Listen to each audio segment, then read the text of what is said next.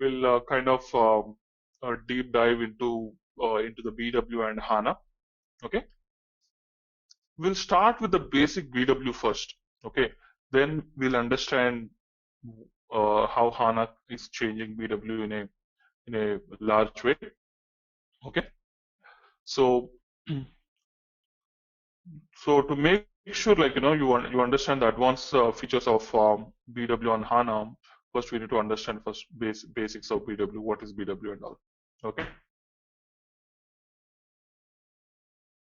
so let's quickly start with our BW on HANA. I'll quickly in next 5-10 minutes I'll go through what we have discussed in the demo. Okay, so that we don't get disconnected from the previous topic. Consider this is our first session. So as long as you are following from today, then you should be good. SAP BW on HANA.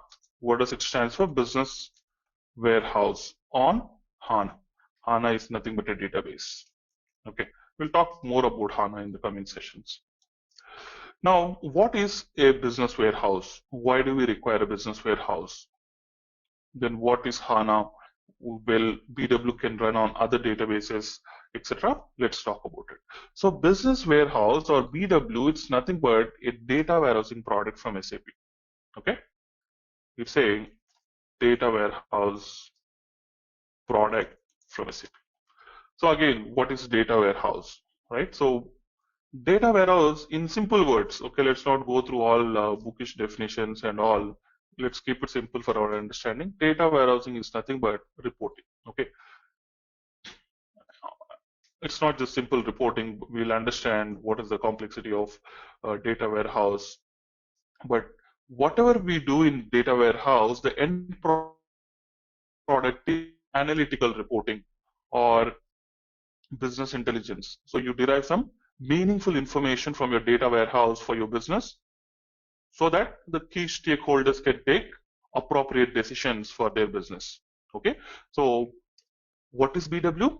BW is a reporting solution in simple words. Okay, there are a lot of things which you can do in BW, just not a reporting tool, but for our convenience, for simplicity's sake, so understand that BW is a data warehousing product, and whatever we do in BW is ultimate goal is for reporting. Okay. Now, why do we need BW? Why can't we simply do reporting in our transactional system? So that's what we discussed in the last session, right? Let's quickly go through that history about why do you need a data warehouse, why you can't do reporting on a transactional system.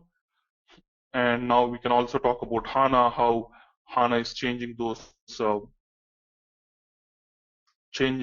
architectures, and now why we can do reporting on a transactional system and why not in the earlier times.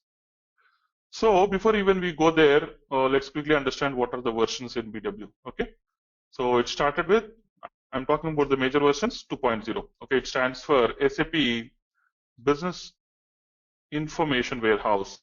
Okay, one of the initial release or the most successful release from SAP, one of the first successful releases, BIW 2.0. Okay, then came the major release. That's where the BW became very popular. That is SAP BW 3.5. Okay, the next release is 3.5. There are a lot of improvements in the product, and also the product is renamed from Business Information Warehouse to Business Warehouse. Okay, BW 3.5. Then came the next release, SAP BI 7.0. Again, the product is improved, a lot of new features added, and again the product is renamed. So Business Intelligence. Then at the same time, SAP acquired a company called Business Objects. So this Business Objects is more about the BI part, it's a reporting part, whereas BW is more about data warehousing. So that's why the BI part, Business Intelligence, the Business Objects is renamed Business Objects BI, and this product is again renamed back to BW. So we have versions like SAP BW 7.3, 7.4, and now 7.5. the product is again renamed back to SAP Business Warehouse. Okay, and starting from version 7.3, it can run on any database, including HANA. Okay, HANA is a database. If you want to use HANA as a database for BW, the minimum version required is BW 7.3. But of course, it is tightly coupled and compatible with 7.5 version of BW. Okay, so this can run on HANA. Remember, you can still go ahead and use the BW application on traditional databases as well, like Oracle DB to Teradata. You can install your BW 7.3, 7.4, 7.5 versions of BW on any database, including HANA. Okay. Now there is a new release, which is a new version released by SAP, that is SAP BW for HANA. Okay. So this is exclusively for HANA, can run only on HANA database. Okay. So this is exclusively for HANA. So all the BW application layer code, okay, which is not required for HANA, which was initially developed for other databases, that is removed from the BW application layer, and this is not on the NetWeaver platform. It's not on a NetWeaver platform, and this is exclusively for HANA. So this version of BW for HANA cannot run on any other databases except HANA. Okay, so this is the version history.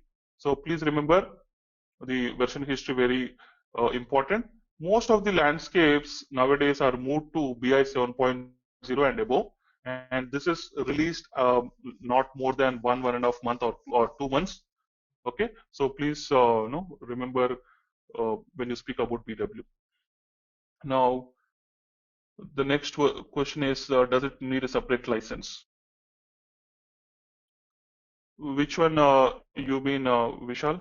So here, any of the products, okay, yeah, go on. So if you're already running on BW 7.5, you can upgrade to BW for HANA, okay? And obviously HANA is a separate license and BW is a separate license. Now, another question, what is NetWeaver? Okay, so NetWeaver is nothing but the platform on which the SAP applications like ECC, the SAP applications are developed. Okay, so this all, starting with BI 7 and 7.3, these are developed in the NetWeaver platform. NW stands for NetWeaver. Okay, now whereas the BW for HANA is not a NetWeaver platform. Okay, so this is the version history. Now let's quickly understand what is a transactional system, what is a data warehousing system, etc. So in every environment, for every business, you'll have two types of systems. One is transactional, one is data warehouse. So you have OLTP, it's nothing but a transactional system, online transaction processing system. So any system which is taking care of your company's day-to-day business process, that is an OLTP system. Quickly ping me what are the transactional systems you are aware of. Quickly. So let me repeat the definition of OLTP. Any system which is taking care of your company's day-to-day business process. Forget about SAP or non-SAP, anything. So like you go to a ATM to withdraw some money. So that ATM machine is a OLTP system. Okay. So let's say, for example, you go to a bank and let's say you are to log in your number, meaning you are taking a ticket for the queue. So even that is a transactional system. So your payroll gets generated, your money is getting credited to your system. So all that is your OLTP. Okay. So yeah, so like you said, warehouse management system. So banking, yeah, all those are transactional systems. Yeah, thank you. Now warehouse management, yeah, that's also an OLTP system. Okay, not the data warehouse, but the regular warehouse. So in a transactional system, what happens every time a business process runs, the data is generated. Okay, so um, so I think you're aware of what is an OLTP. So you have a database which stores that particular data. Now in a transactional system, what happens? There are so many business transactions happening every day, every second. There's a lot of data generated, and that data is being constantly updated, inserted, and even sometimes read in the database. Okay, so your transactional system, typically you'll have a huge number of read and write operations. Okay, now the priority of the OLTP system is to handle your business transaction, so instantly update your data. So as in the transactional system, you have a huge number of write operations. That means inserts, updates, deletes, etc. Then the way how you design your data model in your OLTP system, we call it as a normalized schema. Okay, so we follow a normalized schema in your transactional system. So basically, you split your data into more number of tables. You also reduce the redundancy of data. So this way, you're parallelly, as you store the information in multiple tables, you're parallelly updating the tables, thereby your write performance is efficient. So here you will have more number of tables, and obviously that will lead to more joins if you want to read the data. But here the write performance is efficient. Now on the other hand, or let's say for example, if you try to do reporting on top of this, so okay, quick question. So duration of the class would be, we'll have 1.5 hour session for today, and from tomorrow it will be a 2.5 hour session. Okay, yeah. So on your OLTP, you'll have efficient write performance. Now, when you try to run your reports on top of your OLTP, okay. So whenever you try to run your reports, let's say I want to see what is my sales by product for the last 1 year. So that is fetching that report requires huge amount of data from your OLTP. So such kind of huge amount of data with these many joins are not good in terms of performance in the transactional system. Why? Because here you have more tables, and when you join those huge tables, the read operation, the join operation is not at all efficient. So usually, typically, if you do reporting on the OLTP system, the reporting performance is very bad. So we'll talk about HANA, how it can help. That's a different story, but the regular databases, reporting is very bad. So that's why people started using a different system for reporting, and not to do more reporting on the transactional system. Okay, so that's where the concept of your data warehouse will come into picture. Okay, so data warehouse. So what we do in the data warehouse is, you again bring the data whatever you have in the OLTP and store it in a different format which is efficient for reporting. Okay, here also you have a database. Okay, or you can use the same schema of the database. Okay, but what do? You denormalize the data here. So you are eliminating the joins between large tables. So denormalized schema. What is denormalization? So you keep all the transactional data, that is the data which is huge, in a central table, and then connect with smaller master data tables. So that way you are eliminating the joins between large tables. So that's how you get efficient read performance. Okay, so that's how your reporting is faster. So in a data warehouse, most of the operations are read operations. Okay, one time you load the data during the night, and then after that you keep on running your reports. You're reading the data. So your data warehousing system would be built to keep reporting performance optimal. Your transactional system would be built to to handle the business transactions optimal. Okay, so your data warehouse is built for reporting, and the OLTP system is built for handling in the business transactions. Now, there is no data generated in your data warehouse. All the data is there in the OLTP. Whenever a business transaction happens, data is generated, right? So now if you want to do that reporting, you have to first bring that data into your data warehouse. Okay. So this basically usually happens using batch jobs. Okay. So that process is called as ETL. ETL meaning extract, transform, load. What does ETL stands for? Extract, transform, and load. Extract the data from the source system or OLTP system. Transform. Apply your business logic. See, many times the report, to build your report, you need to apply a lot of business logic, right? So you transform the data to make sure your data is reporting compatible. If you are bringing data from multiple systems, you homogenize the data, convert the data into single unified format, and load your data. So that is called ETL. So ETL is a process from which using which you are bringing the data from your transactional systems to your data warehouse. Okay, and then you build your data models. Your data would be spread across in multiple places. You have actuals data in one place, shipment data, billing data, or sales order information, planning data in separate tables. So you combine and build some data model so that your reporting is flexible. Okay.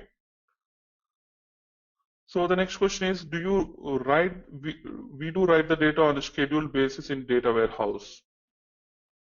Yes. So we can, these data loads would be scheduled usually uh, every day.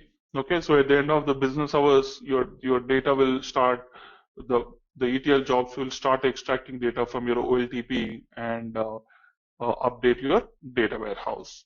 Okay. So then you have to build your data models, and then that data will be represented in the reports. So that's the reporting part. So what is reporting? So you have to build different type of reports, like ad hoc reports, canned reports, dashboards.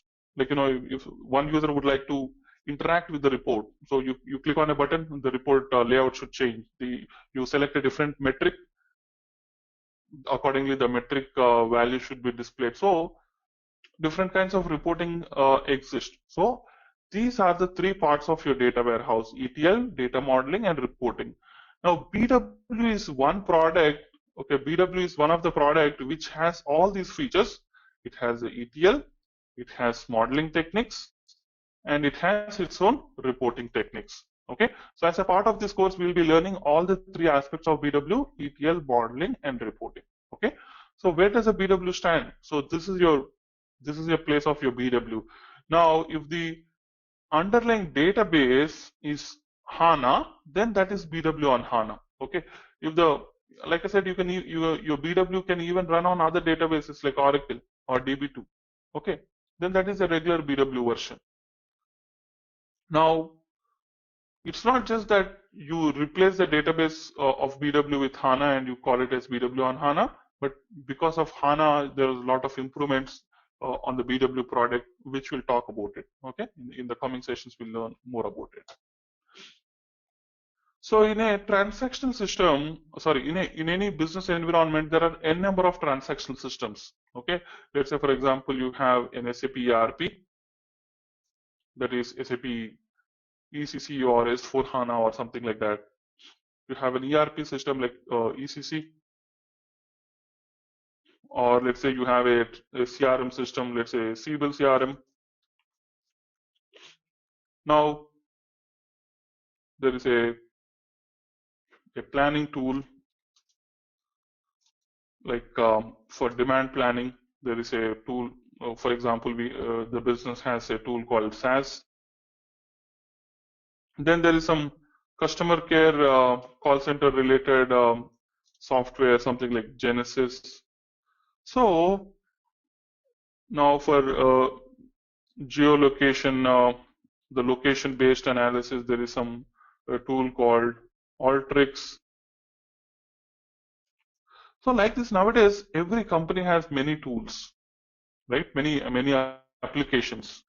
So you have your transactional data spread across all these systems. Now you will maintain one warehouse system.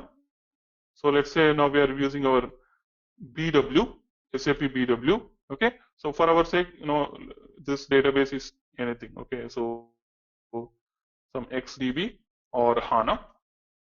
So you will maintain a central data warehouse where data will be extracted from all these transaction systems and you keep it here. So this data would be extracted on a scheduled basis every day, and the data is stored in your warehouse. For any reporting requirement, now you don't need to depend on your transaction system. All your enterprise reporting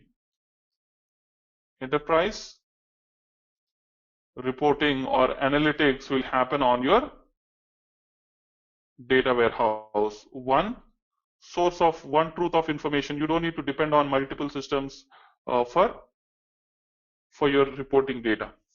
Okay. So what is the difference between NetWeaver and ECC? Okay. So it's like, all these are products. Okay. Let's say SAP ECC is nothing but a ERP system. So where you have your FI module, then you have HR, plant management, quality management, then material management, sales and distribution, purchasing. So it's an ERP tool. Now this application is built on the NetWeaver platform. So to build these applications, what SAP did is they built a common platform. Okay. See, for most of the applications, many things would be similar, right? For example, how an application has to connect with a different system, how to create a table, how to do the administration of the data of the system. So all those common things, they have built a platform that is called NetWeaver. On top of that NetWeaver, these applications are built like ECC, CRM, SRM, BPC, BW. Okay. So that is the difference between ECC and NetWeaver. So you extract the data from all these transactional systems and keep it in your BW. So this is the ETL process. You can use the SAP BW ETL techniques, okay, or you can even use some third-party ETL tools. Now, for example, data services. This is an SAP tool, SAP Business Objects Data Services. So in scenarios where the BW product doesn't have proper connectivity to legacy systems, like for example, the BW system don't have proper interfaces to connect to this Alteryx, then we can make use of tools like BODS. BODS is Business Objects Data Services, which is an ETL tool. This tool is specifically built for the ETL purpose. So we can also use BODS to bring the data to BW.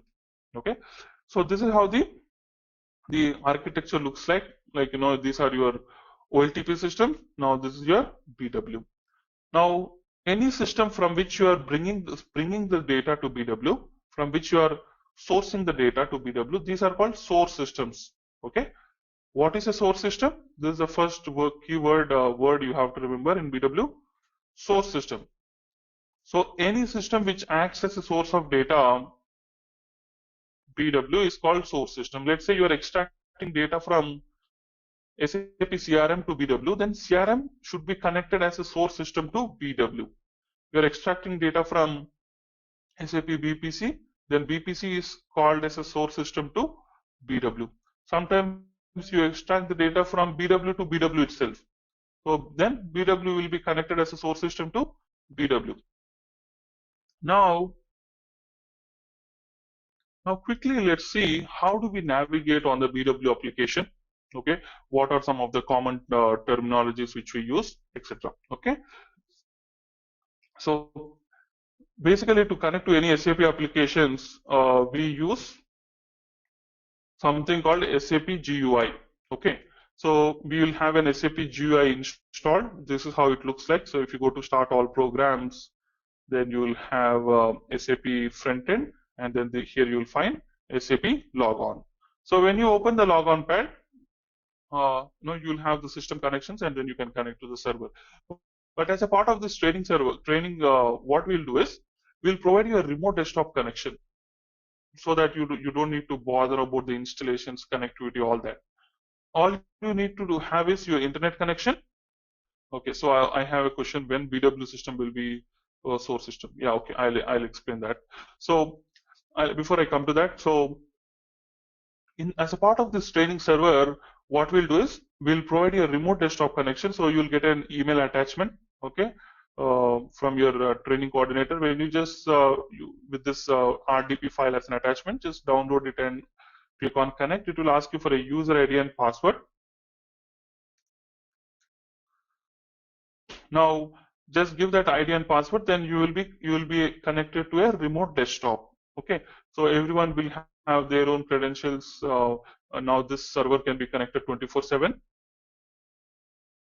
I mean, you can connect up to 40 to 50 people. I mean, there is no.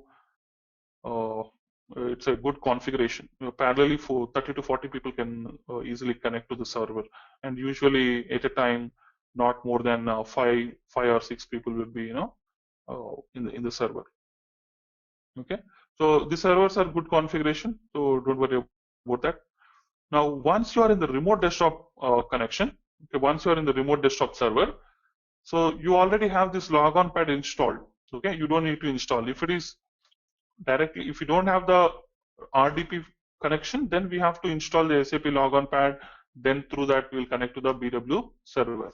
Okay, so you can go through this path, start all programs, SAP frontend, and here you have SAP logon. Okay, you can create a shortcut and you can create a shortcut on your desktop. So just simply double click that.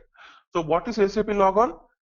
So this is the front end application using which you are connecting to using which you can connect to any SAP application server. Like for example, if you want to connect to SAP ECC or SAP CRM, SAP BPC, SAP GRC, BW, this is a front end application which has to be installed on our computers. Okay, like for example, if I want to connect to a SQL Server database, I install something called SQL Server Management Console or something, right?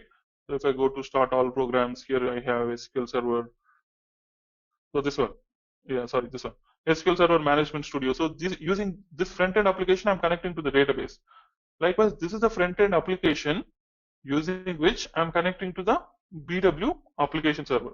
Okay, so the end users need not install this. They can access the reports through the web, so through the browser. So we'll talk about that later, how the portal connections and all. So here there are two systems already configured in the logon pad. So one is your ECC, that is your ERP system, and this is your BW. Okay, so if you want to see the server details, like on which host it is installed, etc., you can just select any server here and then click on the edit button. So this is the host, this is the computer where the BW application server is installed. Okay, this is the system ID and instance numbers related to the installation parameters. Likewise, I can if you go to ECC, you can see this is a different host where the ECC is installed. Now to connect to this SAP applications, I mean, if you're already an SAP guy, this is all basics, but for participants who are not from the SAP background, so to connect to your SAP application, quickly can you ping me who is not from SAP background? Quickly in the chat room. So to connect with this any application server, just simply double click. Okay, so double click and then you get the logon window. Okay, no problem. Thank you. So now once you bring the data to BW, okay, so what we do is, let's say for example, this is your BW system. So first I brought the data from my source system and kept it in the first layer. Okay, so I call this as, let's say, for example, foundation layer. Okay, now I want to extract, you have data, let's say the sales data is here. Similarly, my shipment data is here. Okay, so shipment data. Now I want to combine this data and store in another layer within my BW. Let's say I want to integrate my sales plus shipment. Okay. Then what I have to do, I have to combine the data from these two places into here. So that means what I'm doing, I'm loading the data from BW to BW source to BW target itself. So in this case, in order to make this data load happen, the BW system will be connected as a source system to BW itself. Okay. So this is one case. Then there are other scenarios. Let's say, for example, I have a legacy. I mean, there is an old BW system. Now we have installed a new BW system. Now the history data I want to load from all the history data which has been loaded for the past years. I want to load it from the old BW system to new BW system. Then also I have to connect a BW as the source system to BW as a target. So this is how the login window will come. Okay. Now let me give some user ID and password. So everyone has their own user ID and password, and the server can allow as many parallel connections as possible. So you need not worry about that. Now this is the initial screen of your any SAP NetWeaver applications which are built on the NetWeaver platform. Okay, so HANA is not a NetWeaver platform. Okay, NetWeaver tool. So once you are in the initial screen, if you want to navigate from this screen to any other screen, you have to use a concept called T code, transaction code. Some codes given by SAP using which you navigate to other screens. So for example, in BW, the main transaction code, T code or transaction code, codes given by SAP for easy navigation between screens. Okay, so from your initial screen, you want to navigate to the most important screen in BW, that is data warehouse workbench. The T code is RSA1. Okay, so this is the T code using which we'll be navigating. So RSA1 is the T code, okay, using which you will be navigating to the data warehouse workbench. So now, if I want to know on which database this BW application server is installed, whether it is HANA or not, you can go to System, Status. Here you can find the database system HDB. HDB stands for HANA database. Okay, so this BW application is connected to HANA database. The HANA in HANA, the data is stored. So basically, BW is more like just a application layer. It doesn't store any data. All the data is there in the underlying database. So this is the host, the host computer where the HANA database is installed. This is the schema. This is the database schema where all the BW data is stored. Okay. Now, if you want to see the product version and all, you can see it here. So we are running on the NetWeaver 7.5 version. This is the system time, so time zone, etc. Now here I want to navigate to the BW data warehousing workbench screen. So give the T code RSA1. Okay. Now just type the T code and press enter. So it's asking for documentation. I will say don't show this question again. Click on no. Okay. Now this is the most important screen which we use in BW, data warehousing workbench modeling. So this is where we create most of the BW related objects. The first object here we call it as info objects. Now something, in order to build a house, what do? We start with bricks, right? Big bricks. They are the foundation for your house, or so likewise, your data warehouse will be built. The BW data warehousing solution is built on info objects. So this is your first term related to your BW info object. So your basic business evaluation object in BW, that is called info object. These info objects are of two types. Don't bother about the definition. I'll simplify this. So these info objects are of two types. One is characteristics, and next one is a key figure. So if you're already from other data warehousing terminology, just a terminology change. So key figures are nothing but your measurable data, measures. In other words, we call it as measures, measurable data, quantifiable information. Quickly, can you give some examples of key figure?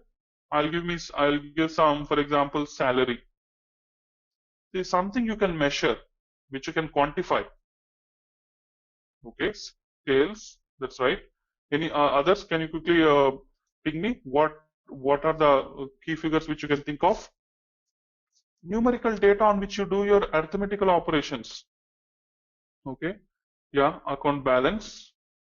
No, products is not a key figure. Okay. The count of products is a how many products you have, the product count, that is a key figure. Okay. So, like for example, head count, number of employees. In simple words, any number on which you do your arithmetical operations. For example, what is the price of the product? That is a key figure. Product price. How much discount you are getting? Okay. What is the total amount which you are paying for your order? Then, what is your sales tax? What is the total stock in the warehouse? Okay. So, how much is my revenue? Product quantity, cost of the item. Okay. Yes, all these are your key figures, measurable data, anything like on which you do your arithmetical operation, quantifiable information. Let's say, for example, if I say my salary is 2000 per month, 2000 USD per month. Now, if I ask you how much I get for a year, what do? You multiply 2000 into 12, right? So you're doing an arithmetical operation. So salary is a key figure. So gross salary, net salary, tax, all those are your key figures. Now, anything else apart from the key figure is a characteristic. For example, customer name, the customer country, let's say product size, product color, okay, transaction ID, product weight. Take anything else, that is a characteristic. So for example, so how about employee ID? Yeah, product name, that's right, is a characteristic. So let's say my employee ID is so 627611. So what is this? This is a characteristic or a key figure? So characteristic is nothing but a dimension. Yes, you are right. Yes, it's just a different terminology where people use in from BW to other systems. Yeah, characteristics are nothing but dimensions. Now key figures are nothing but your measures in BW. So employee ID is a characteristic, not a key figure. Okay. Because you don't multiply two employee IDs, or you don't divide an employee ID, right? So you don't do any arithmetical operations. That is a characteristic. It's not a key figure. So these are your info objects. So to build anything in BW, it starts with info objects. If I want to store a data in a table, first you have to build your info objects, and using that info objects, you have to build a table. So info object is the connecting block for your entire data warehousing system in BW. So let's see quickly how to create info objects in BW. Okay. Today session we'll see how to create info objects in BW. So first of all, before you create info objects, you have to create something called info area. That is the first step you have to do. Then you have to create info object catalog. Then you have to create info objects. So what is info area? So if you go to BW, I think I have reached the ideal time. So let me connect again. So info area is nothing but folder in BW. Okay. So why do we use folders in our computer? Let's say, for example, to organize your information, isn't it? The same way, okay. The same way in BW, anything you store, you organize the data with the help of info objects. Sorry, info area. These two combine characteristics and key figures. We call it as info object. Okay. Like, we say, let's say human, male and female, something like that. Okay. But ultimately it's a info object. So what is an info area? Info area is nothing but folder in BW. Okay. Why do you use folder? To organize your objects and for security. Okay. Now there will be once you start using your BW, then you're extracting a lot of data. You're extracting data related to your sales. You're extracting data related to your purchasing, finance, HR. You're creating a lot of objects. You don't dump all that in one place, right? It would be very unorganized. If you want to search anything, it would be very tough. So that's where you create info areas. You organize your information. So you create info areas and you organize your information. So these are your info areas. So let's say I create one info area for, let's say, OTC, order to cash sales. Then another info area for RTC, purchasing. Now a purchasing manager, for him I'll not give access to the other info area. So that info area also will also help you for the security. Or let's say I'll create separate info areas for the region. Let's say my company's business is spread across the globe. I have users from Europe, from Americas, and then I have it from Asia Pacific. For a sales manager from Europe, I should not give him authorization to see the US data, America's data.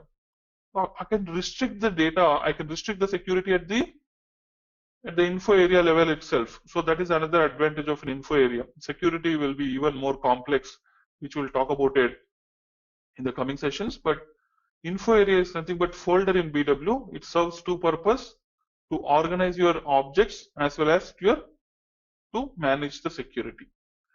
Then once you create an info area, the next thing what you do is you create some catalog. So the general meaning of a catalog, right? Menu. So within an info area, if you have too many objects, you can quickly browse through those objects through a menu. So it's like a menu kind of thing. So minimum create one catalog for characteristics, dimensions, and create another catalog for key figures. So that is the minimum which you create. You can create as many as you want. It's just like structuring your data in a menu format. Then the next step, you create your info objects. Okay. So now let me log into SAP ECC and then navigate you to a table. So before we even create these info objects, let's navigate to ECC and understand how to browse through a table, etc. Okay. So what is my ECC? SAP ECC or S4 HANA, all that. So it's an ERP system. ERP by SAP. So where you have your business areas which handles your MM, FI, HR, SD, all that, plant maintenance, quality management, etc. So in ECC, there is a standard table which stores the product information, the material information, the material master data, The table name is MERA. Okay, so this is the material master data table. What is master data? The data which doesn't change very frequently. So your product information, your customer information, vendor information, company information. This is your master data, right? So now this is my BW. How I know that this is a BW system? So first of all, I can look into the system ID. Every system will have its own ID. So from the system ID, I can differentiate that. Okay, this is not. I mean, this is a different system. So here you can see the system ID is HN1. This is my BW. Now let me connect to ECC. Now I'm logging into ECC. So basically, you'll have its own login credentials. But usually in the training server, the same ID and password would be given to both ECC and BW. Now, if I want to access this table, I want to see the table structure and then access the data quickly. I want to preview some data. So you have a different T code. You cannot to move from one screen to other screen. You have different codes. So the T code for to access any table information is S11. Okay, so this is a T code for, we call this as data dictionary. You can do the DDL statement, DDL thing here in the T code, data dictionary. And before you enter the T code, okay, you have to give a prefix /n or /o. So /n, you have to give a prefix. If you give a /n as a prefix, the T code will open in the same window. If you say /o, if you use /o, the T code will open in a new window. Okay, like let's say for example you opened a browser, you are in Gmail. Okay, then if you in the address bar instead of Gmail you type Facebook, what will happen? So Gmail will be closed and Facebook will open, right? So that is /n. If you use the next new tab, then you will have both Gmail and Facebook. So that is /o. Okay, so I mean, for people who are not from SAP background, this all might be new. For others, they are all basics. If you're already from SAP background, these are all basics, right? So here I'll give the T code /n S11. Now this is a database table. These are the standard application tables, meaning when the SAP application server is installed, ECC installed, these tables are already created. This is a standard table in SAP ECC, MERA. So choose the radio button database table, give the table a MERA, click on display. Now, this is the primary key of the table, METNR, material number. This is the data type and length. So here you can see these are the key fields, primary key. The data type and length is carry 18. Then there are other fields. So there are total 263 fields. If I want to see the data from this table, click on contents. So I want to see the number of entries in the table. Just click on the number of entries. It will fire a query on the database, select count star from MERA. So this is how you get the result. Okay. Now I want to see some 50 records. So I'll give the maximum number of 50 here and then click on display. It will do you can see a data preview. Okay. Now most of my reports would require the product information, material information. I want the material master data to be low. I want to extract the material master data information to BW. I want to extract the data from MERA to BW. Okay. So then if I want to extract this data to BW, first of all in BW you have to store somewhere, right? So you have to store it in some database tables. So in BW we don't directly create tables. Everything we manage with the help of info objects. So now let's create info objects which are required to store the material master data. Yeah. So there are two keys. One is the material number itself, the product, and this is a standard field, primary key in most of the SAP tables. This is called client. Let's say, for example, now I have logged into the client 800. The same application server, you can use it for one for the configuration, and one for the development. So basically, you can ignore that. You can ignore this field MEA entity. Okay, it's just a client. So I would say only material number is the primary key. Okay, but if you technically, if you see, these two are the key fields of this table. Okay. So before we create info objects, okay. So now we discussed that if I want to bring this MERA, material information, to BW, first of all, what I require, I need some table to store that, and basically we don't directly create tables in BW. We manage we manage them through the info objects. So my first step is to create the info objects for material. So before I create info objects, let me create an info area and then create an info object catalog. So if I want to create an info area, so go to BW. How I know that this is ECC? I can see the system ID. Okay. Now let me go to BW in the RSA1T code in the data warehousing workbench. Okay. First go to info objects. Under info objects, so these are all your info areas. Okay. Let me create one info area for our training. So right click on this top menu. Okay. Where you see the info objects, right click and then click on create info area. Okay. Give the info area technical name. So technical name is nothing but a unique identifier. For every object we create in SAP, we give a technical name and some description. Okay, so I'll give the technical name. Usually it starts with Z.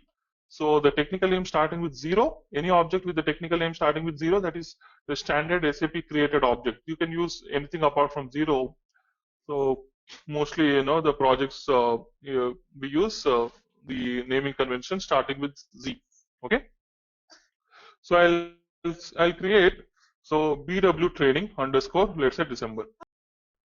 So BW training December.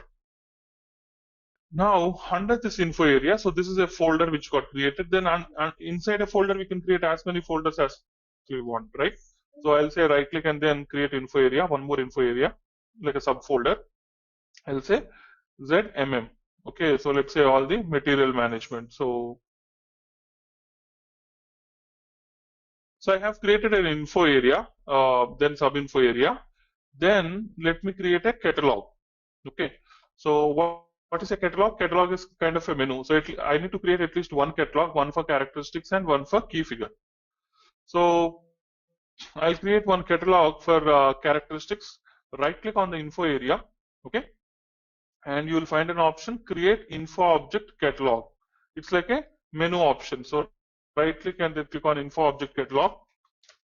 So give the technical name of the info object catalog, okay, and description. So everything will have a technical name and description. So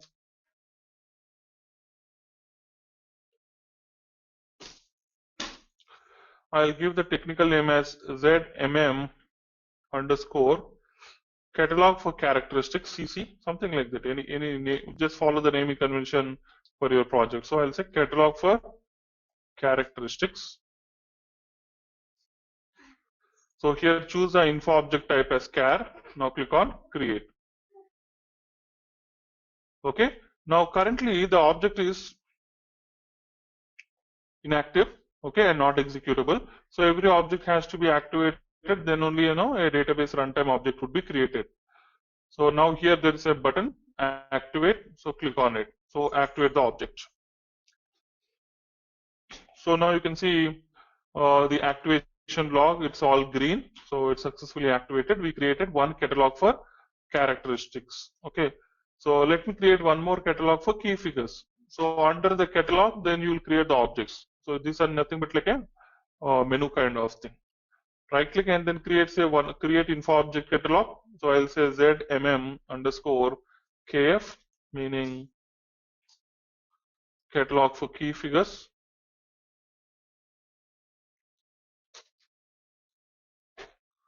I'll change the radio button from char to key figure here, info object type. Click on create and activate. Pretty simple. Okay. So then now let's create the info objects.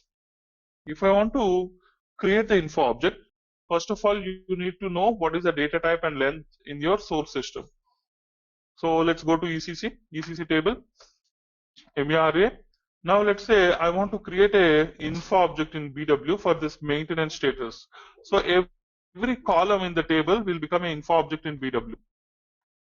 So maintenance status, tell me it's a characteristic or a key figure, product status or like, yeah. Then I want to create an info object for material type, industry sector, material group, name of the person who created that object. So these are the fields I have. Now for these fields, I want to create a info object. Now first info object I would like to create is for maintenance status. What is the data type and length of maintenance status? This is char 15. Okay, so let me create a info object. So go to BW. Now it's a characteristic. So select the catalog for characteristic and then right click and then say create info object. So right click and then create info object. Now again it will ask you for a technical name and description. So anything you create, it will ask for a technical name. So now I'll create an info object. It's maintenance status, right? ZM underscore STS. Just some name, okay? Then give some description. Material maintenance status. So what is reference template? We'll talk about them later. So click on continue. Now take everything default. Okay, we'll come to each and every tab, each and every field one by one once we go through the sessions. Now the minimum thing what you need to define is the data type and length. Use the same data type and length as your source system field. What is the data type and length? Char 15. So exactly I'll use a char 15. Okay, now activate this particular object. Okay, click on the activate button. So you can see a background job will run, and which will create some tables and some objects in the database. So currently the object status is active and executable. So you can see the status is green. Now I want to create another info object. So here you can directly use the option create, or you can directly go to catalog and then right click and say create info object. So let's create some more info objects. Then I want the next info object is material type. Same thing, give technical name, description, data type and length, and activate. So I'll say ZM type, material type, continue. So char 4, activate.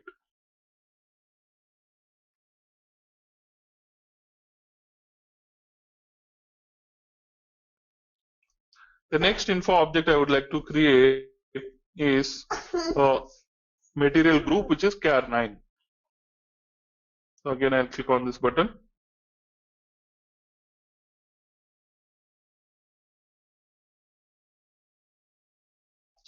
So that is material group ZMGRP. I'll give some name. So material group. So that is char 9, and then activate info object. Okay. Then I want to create some date field. For example, table I have something called created on date. Okay. Let's say that is the date. Now let me create a new info object. So that is also characteristic. Okay. So created on date ZC underscore date. So I'll give the description created on. Choose the data type as date. Okay. So then on the created on date, give the data type as DATS. Okay. It will automatically take the length as 8, and now activate this particular info object. Let's say industry sector. Okay. So that is char 1. So still I didn't create the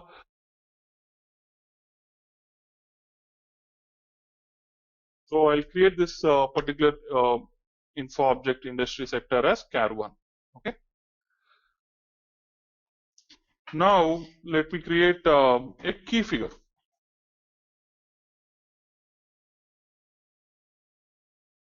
So the key figure is same. It's just that you have to select a different catalog. You have to select the catalog for key figures. Right click on this catalog and then click on create info object. Okay. So I'll say now let's see what is the which key figure is available in the master data table. So for example, material weight. Okay.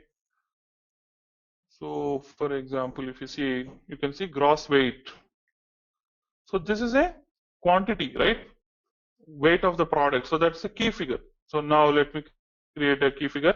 So I'll say Z material underscore weight, gross weight of material. So it's a quantity field. So you have to choose the data type as quantity. Whenever we talk about quantity, there should be some associated unit. Let's say, for example, if you talk about salary, it will have the associated currency, right? Likewise, if you talk about quantity, it will have associated unit. So just I'll use a standard unit field here called 0 unit, and now activate this particular key figure as well. Okay. So now we created some characteristics and we created some key figures. Okay. Now just pay attention. So far it's same. Now while creating the primary key of the table, okay, we need to do something else, some additional activity. So what is the primary key of this table of MERA? Material number, right? So this is the key field. Now when I when I create a info object for the key field, then what we need to do is we need to add the rest of them as attributes of the key info object. So right click and then click on create info object, Z material number. So far same. The data type and length is char 18. So give the data type as, so length as 18. Okay. The next thing what we need to do is in the attributes tab, okay, go to the attributes tab of the key info object, okay, and then add the other info objects as attributes. So take the technical name of these info objects. I'll tell you why we are doing this. So take the technical name, for example, industry sector, just Control C, Control V here, okay, copy paste. Material type, created on date, Control C, Control V. Press enter. If you want to add some more info objects like key figure you want to add, press enter. So we are saying that these are the material attributes, product attributes. Okay. Now after you define the attributes, activate the info object. Okay. What the system will do is system will create a table for us in the attributes for an info object. The system will automatically create a table. That table you will find it in the third tab, master data text. So this is the table which is automatically created. The naming convention of the table is automatically given as /BIC/P and your info object name. This is a table which is automatically created by the system when you activate the info object. So just double click this table name. Now you will see a table is created in BW with material number as a primary key, and there is also one more called object version. So ignore this object version, we'll talk about that later. But material number is a key, and then you have the rest of the fields: industry sector, material group, maintenance status, etc. Okay. So now we have a table created in BW. This is the table which stores the material data. Now material information. Now our task is to extract the data from the source table SAP ECC MERA and update this generated table in BW. Okay. Yeah. The next question is, what is the difference between master data table and view, right? Whenever we have time dependent master data, based on the time, if some attributes change, for example, for an employee designation, you are storing the, now till yesterday he's a manager, and from today he's a senior manager. Then you want to maintain the time dependent master data, etc. then there would be different tables created, and the view of those tables is this one, master data view. So we'll talk more about that when the actual scenario comes, but for now just focus on the master data table that has a naming convention /BAC/P and your info object name. Okay, and in this info object, in this table, this material number will be the key. So now a table is created in BW. The next task is to transfer the data from ECC and store in this BW table. Okay,